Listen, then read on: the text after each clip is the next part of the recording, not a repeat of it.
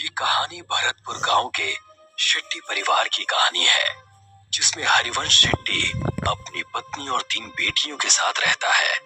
हरिवंश पेशे से इंजीनियर है और अपनी तीनों बेटियों को बहुत पढ़ा लिखा कर अपने पैरों पर खड़ा करना चाहता है। गांव के सभी लोग हरिवंश को बेटियों की पढ़ाई के बजाय उनकी शादियों के लिए पैसे जोड़ने की सलाह देते हैं, मगर हरिवंश शेट्टी अपनी मर्जी का मालिक है। वो किसी की नहीं सुनता सिवाय अपने। एक दिन अपने ऑफिस जाते हुए हरिवंश को रास्ते में उर्मिला चाची मिलती है। बेटा, मैंने तुम्हें मना किया था ना बेटियों को इतना पढ़ाने से, मगर मैंने सुना है तू उन्हें विदेश भेजने की तैयारी कर रहा है। हाँ चाची, आजकल के बच्चे पढ़े लिखे होते हैं और सब अपने पैरों पर खड़े होते हैं। मैं भी अपनी बेटियों को बहुत पढ़ाना लिखाना चाहता हूँ। एक बार अपने पैरों पर खड़ी हो जाए, उसके बाद शादी की सोचेंगे। मगर बेटा, उनकी शादी। ओफो चाची, अभी वो तीनों बहुत छोटी हैं। तुम उनकी चिंता मत करो, मैं हूं ना, मैं सब संभाल लूंगा। इतना कहकर हरिवंश अपने ऑफिस के लिए निकल जाता है। उसके ऑफिस पहुंचते ही उसे खबर मिलती है कि गांव में भूकंप आया है और सब बर्बाद हो गया है। हरिवंश वापस घर पहुंचता है और देखता है कि उसका पूरा गांव बर्बाद हो गया है। अरे ये सब क्या हो गया? मैं तो लुट गया, बर्बाद हो गया। अब कैसे सब हो पाएगा? मेरी बेटियां कैसे विदेश जाएंगी और आगे की पढ़ाई करेंगी? अजी, नुकसान तो पूरे गांव का हुआ है, मगर भगवान की कृपा है कि हम में से किसी को कुछ नहीं हुआ। सभी लोग जल्दी से जल्दी गांव को खाली कर दो। सरकार ने कहा है यहाँ अभी और बड़े भूकंप आने वाले हैं। देखते ही देखते पूरा गांव नदी पार करने के लिए इकट्ठा हो जाता है। सभी नदी के किनारे खड़े चिट्ठी का इंतजार करते हैं। वहीं हरिवंश शेट्टी का परिवार भी अपने नंबर का इंतजार करता है। हरिवंश किसी सोच में डूबा है, तभी उसके कंधे पर कोई हाथ रखता है। हरिवंश पलट कर देखता है तो वो डर जाता है। खून से लथपथ एक आदमी उससे कहता है, बहुत लंबा इंतजार करवाया है तूने, आखिरकार तू हमारी पकड़ में आ ही गया। हरिवंश उस आदमी को देखकर डर जाता है। वो आसपास देखता है, सभी लोग नॉर्मल हैं। ऐसा लगता है जैसे हरिवंश के अलावा किसी और को वो आदमी नजर ही नहीं आ रहा। कौन हो तुम और मेरा इंतजार क्यों कर रहे थे? आत्मा कुछ कहती कि तभी हरिवंश की सबसे छोटी बेटी उससे कहती है, पापा, हम कब से यहाँ इंतजार कर रहे हैं। सबका नंबर आ रहा है, मगर हमारा बोट में नंबर ही नहीं आ रहा। अब तो मुझे बहुत जोर से भूख भी लग रही है। क्या दिन देखने पड़ रहे हैं ना इंजीनियर। जब अपनों के साथ कुछ बुरा होता है ना, तो हमें कहीं चैन नहीं मिलता। सही कहा ना मैंने? मगर तुम हो कौन और मुझसे क्या चाहते हो? तभी हरिवंश की नजर नदी के बीचों बीच चल रही नाव पर पड़ती है, जहां से बहुत चीखों की आवाजें आ रही हैं। नाव नदी के बीच हिचकोले खाने लगती है। तभी हरिवंश की नजर नदी में कुछ आत्माओं पर पड़ती है, जो चिट्ठी से कुछ लोगों को पानी में गिराने की कोशिश कर रहे हैं। जो आदमी नदी में गिरता जाता है, वो आत्माएं एक एक करके उनका गला मरोड़ती, तो कोई आत्मा किसी का खून पीती है। इतना भयानक मंजर देखकर हरिवंश मन में सोचता है, शायद इन आत्माओं को आदमियों से प्रॉब्लम है, इसीलिए ये सिर्फ आदमियों को मार रही हैं। अगर मैं मेरे परिवार के साथ गया तो ये मेरे साथ साथ उन्हें भी नुकसान पहुंचा सकती हैं, जो मैं बर्दाश्त नहीं कर सकता। इतना सोचते हुए हरिवंश वहां से उल्टा गांव की तरफ भागना शुरू करता है और उसके परिवार वाले उसे वापस आने को कहते हैं। अरे, वहाँ कहाँ जा रहे हैं आप? गांव में खतरा है, लौट आइए। हाँ पापा, वापस आ जाइए ना प्लीज। वहाँ मत जाइए ना पापा, वापस आ जाइए ना। मगर हरिवंश किसी की नहीं सुनता और गांव के अंदर भाग जाता है। वो जैसे ही गांव में जाता है वो देखता है वहां कोई नहीं है। एकदम सन्नाटा छाया हुआ है। हरिवंश अपने उजड़े हुए गांव को चारों तरफ से देखता है। तभी उसे एक आत्मा उसकी ओर दौड़ती हुई नजर आती है। हरिवंश अपनी जान बचाकर वहां से भागता है। भागते भागते थक जाने के बाद हरिवंश एक सरकारी स्कूल की बिल्डिंग के बाहर बैठ जाता है।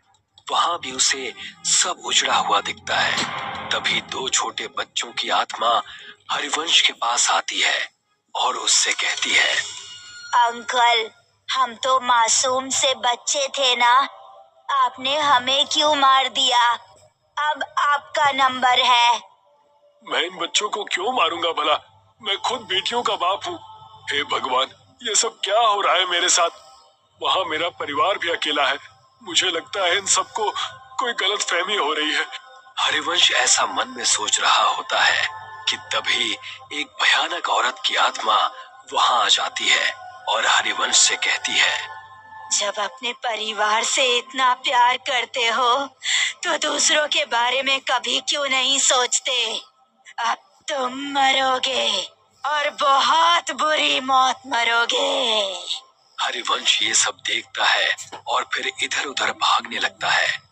वो भागते भागते वापस नदी के किनारे आ जाता है, मगर इस बार वो देखता है कि वो जहाँ खड़ा है वहाँ कोई भी नहीं है।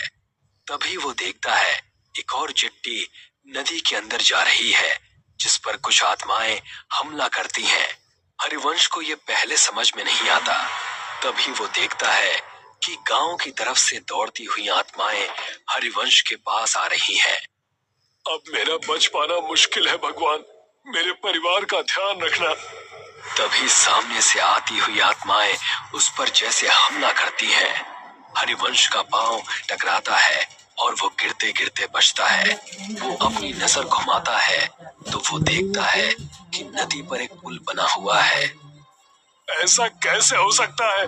अभी तो यहाँ कुछ भी नहीं था, ये पुल कहाँ से आ गया? हरिवंश को लगता है कि शायद इस मुश्किल घड़ी में उसे कुछ समझ में नहीं आ रहा है। ये पुल पहले से ही यहाँ होगा, मगर उसने नोटिस नहीं किया। हरिवंश बिना कुछ सोचे समझे उस पुल पर चढ़ जाता है और वहां से दूसरी तरफ भागना शुरू करता है। भागते भागते वो ब्रिज के सेंटर में आ जाता है और यहाँ पहुंचते ही उसकी नजर नदी की दूसरी तरफ पड़ती है जहाँ उसका परिवार उसे बुला रहा है। हाँ सुधा, मैं आ रहा हूँ। हाँ बेटा, मैं बस अभी आया। हरिवंश जैसे ही कुछ कदम पुल की दूसरी तरफ दौड़ता है, उन दो बच्चों की आत्माएं उसके सामने आकर खड़ी हो जाती हैं। वो उन्हें देखकर डर जाता है और पलट कर देखता है। वो देखता है बहुत सारी डरावनी आत्माएं उसे घूर रही हैं। नहीं, अब मेरा बच पाना मुश्किल है। मुझे तो मेरा कसूर भी नहीं पता है। पता नहीं ये सब मेरे पीछे क्यों पड़ गए हैं। तभी उनमें से एक आदमी की आत्मा हरिवंश को कहती है, मैं इसे छोड़ूंगा नहीं। इसकी वजह से मुझसे मेरा परिवार छिन गया। इस आदमी का जिंदा रहना बहुत खतरनाक है। अगर आज हमने इसे छोड़ दिया तो ना जाने ये कितने और लोगों को मौत के घाट उतार देगा। मुझे छोड़ दो। आप सबको कोई गलत फहमी हुई है। मैंने किसी का कुछ नहीं बिगाड़ा।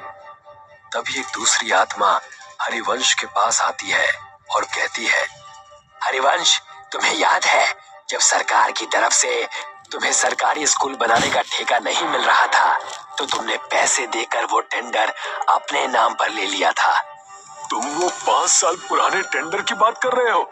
हाँ, क्योंकि मुझे वो प्रोजेक्ट किसी भी कीमत पर चाहिए था। मेरी बेटियां शहर में पढ़ने जाती हैं और वहाँ की फीस बहुत ज्यादा है। मैं गांव में रहने वाला इंजीनियर भला उनके सपनों को कैसे पूरा कर पाता? तो मैंने रिश्वत देकर वो टेंडर अपने नाम करवा लिया था। मगर किसी को इस बात से क्या प्रॉब्लम हो सकती है?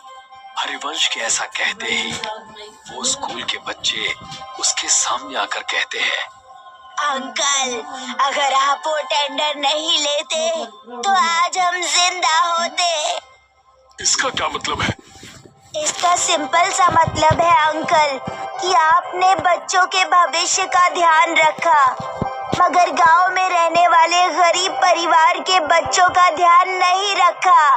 तभी आपने टेंडर अपने नाम किया, मगर उसमें भी पैसा बचाने के चक्कर में आपने घटिया मटेरियल का यूज किया, जिसकी वजह से हमारा स्कूल बिना किसी वजह से ही टूट कर गिर गया और हम जैसे सैकड़ों बच्चों की जान चली गई। ये सुनकर हरिवंश का मुंह खुला का खुला रह जाता है।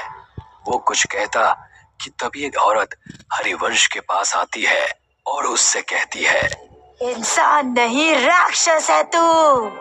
मेरे बच्चों और मेरे पति को खा गया। अब तू मरेगा। तेरे घर वाले तेरे मरने का तमाशा देखेंगे। उन आत्माओं की भीड़ में से 2 आदमियों की आत्माएं निकलती हैं और हरिवंश को हवा में उल्टा लटका देती हैं। उल्टा लटका हरिवंश उनसे कहता है, मेरी गलती माफी लायक तो नहीं है, मगर फिर भी मैं आप सबसे हाथ जोड़कर माफी मांगता हूँ कि मेरी भूल को माफ कर दो। तभी आत्माओं की शक्ति से उल्टा लटका हरिवंश गोल गोल चक्री के जैसे घूमने लगता है। तूने कोई भूल नहीं की इंजीनियर, तूने तो सब सोच समझ कर किया है और जो तूने किया है ना, उसे पाप कहते हैं। पाप की माफी नहीं होती, उसकी सजा होती है जो अब तुझे हम देंगे। नहीं नहीं, मैंने कुछ भी जानबूझकर नहीं किया। प्लीज मुझे माफ कर दो, प्लीज जाने दो। हाँ हाँ, आज तुझे इस दुनिया से भेजने ही तो आए हैं। तू शायद भूल रहा है इंजीनियर, तूने गांव का सिर्फ वो स्कूल ही नहीं बल्कि म्यूनिसिपल का हॉस्पिटल भी बनाया था। गांव में ऐसे कई छोटे बड़े प्रोजेक्ट हैं जो तूने पूरे किए थे। और हाँ, आज जो ये तू इस ब्रिज में झूल रहा है, ये भी तो तूने ही बनाया था। तुझे अंदाजा भी है कि तेरे बनाए गए सभी प्रोजेक्ट्स का एक जैसा ही हाल हुआ है, तो तू 1-2 नहीं बल्कि हजारों मौतों का अकेला जिम्मेदार है। ये सब सुनकर हरिवंश को अपनी सारी काली करतूतें याद आ जाती हैं और वो उन सब से कहता है, हाँ, मैं सब कुछ स्वीकार करता हूँ, मैं सारी गलतियां मानता हूँ, मैं इन सब का दोषी हूँ।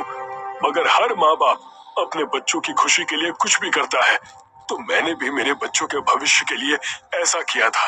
हालांकि मैं अब ये बात मानता हूँ कि मैंने जो भी किया वो सब गलत था। हरिवंश की माफी से किसी को कोई फर्क नहीं पड़ता और देखते ही देखते वो आत्माएं वहां से एक एक करके गायब होने लगती हैं। हरिवंश को समझ में नहीं आता कि ये सब क्या हुआ। वो हवा में उल्टा लटका हुआ है, उसे पुल पर कोई नहीं दिखता, सब गायब हो जाते हैं। वहां उसके परिवार को चिट्ठी मिल जाती है। वो दूर से ही अपने परिवार को नदी की दूसरी तरफ जाते हुए देखता है। जिस ब्रिज के ऊपर वो उल्टा लटका है, वो ब्रिज भी धीरे धीरे गायब हो रहा है।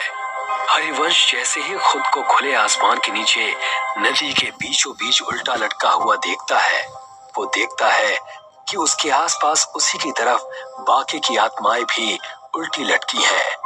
वो उन्हें देखकर डर जाता है। तू और तेरा साथ देने वाले सभी लोग अब इस दुनिया में नहीं हैं और आगे भी जब जब तुझ जैसे लोग ऐसा काम करेंगे, हम उन्हें सजा देने आते रहेंगे। इतना कहकर वो सारी आत्माएं हरिवंश पर झपट्टा मारती हैं